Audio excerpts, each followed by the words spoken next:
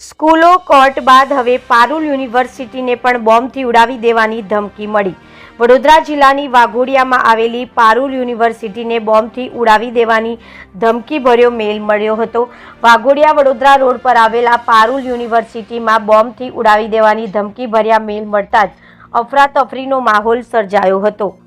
આ મેલની જાણ યુનિવર્સિટીના સંચાલકોને થતાં તાત્કાલિક ધોરણે યુનિવર્સિટીના સ્ટુડન્ટો તેમજ સ્ટાફના કર્મચારીઓને યુનિવર્સિટીના કેમ્પસમાંથી દૂર ખસેડી સલામત સ્થળ પર લઈ જવાની કામગીરી હાથ ધરવામાં આવી હતી। તેમજ યુનિવર્સિટીમાં અભ્યાસ કરતા વિદ્યાર્થીઓને છોડી દઈ પારુલ યુનિવર્સિટી ખાલી કરી દેવામાં આવી હતી। એક તરફ વાઘોડિયા પોલીસને આ બાબતની જાણ થતાં યુનિવર્સિટી પર આવી પહોંચી તપાસ ચાલુ કરી હતી।